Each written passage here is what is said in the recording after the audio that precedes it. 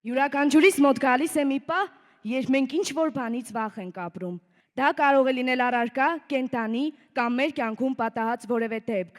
Մի քանի րոպե առաջ, երբ հնչեց իմ անունն ու ես պետք է բեմ բարձրանայի, մարմնովս սարսուռ անցավ, վախեցա։ Քիչ չեն մարդիկ, ովքեր վախենում են մենակությունից, հիվանդությունից եւ էլի շատ բաներից։ Մենք կարող ենք գիշերով միայնակ քայլել ու չվախենալ, բայց կարող ենք օրինակ վախենալ, որ մեր տանը կարող են գողեր մտնել։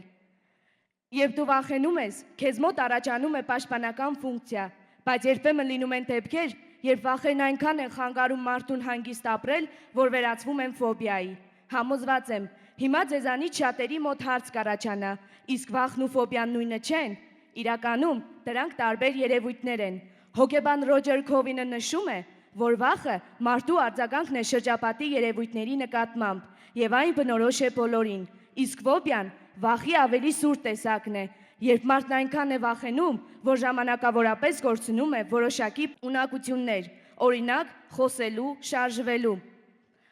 Եթե հիմա ձեզանից մեկը ոտքի կանգնի ու ասի, որ ես ոչնչից չեմ վախենում, մենք ուղղակի չենք հավատա, որովհետև ոչնչից չվախեցող մարդ չկա, այս մասին փաստում են նույնիսկ հոգեբանները։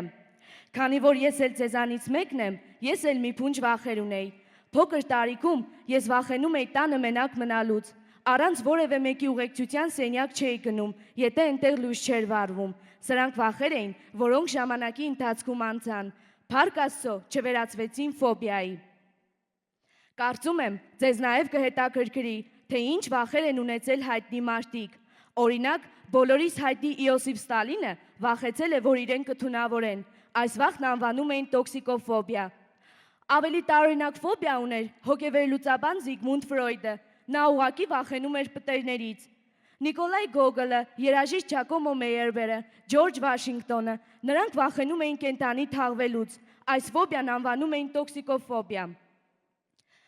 Կան բաներ, որոնցից վախենում են մեզանից շատերը, օրինակ մթությունից, մենակությունից, բարձրությունից, բայց կան վախեր, որոնց մասին քչերն են լսել եւ ապրել են միայն մի քանիսը։ Օրինակ, ագլիոֆոբիան ցավի հանդեպ վախն է, բլեննոֆոբիան վախն է ժպիտներից, էկոֆոբիան տան հանդեպ վախն է, էլ չեմ ասում, որ կան մարդիկ, ովքեր ունեն էկլեսոֆոբիա, նրանք ուղղակի վախենում են եկեղեցիներից։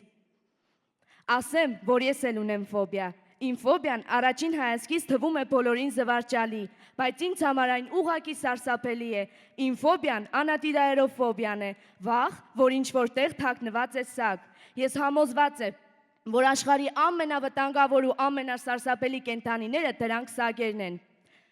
Եվ վերջում ուզում եմ ասել, որ պետք չէ ամաչել սեփական վախերից, պետք է ուսումնասիրել դրանք եւ հասկանալ, թե ինչի հետ գործ ունես։ Ինչպես ասել է գրող եւ ռեժիսոր Սթեֆեն Ռիչարդսը, երբ դու ուսումնասիրում ես քո վախը, դու դառնում ես ավելի ազատ։ Եղեք ազատ։ Շնորհակալություն։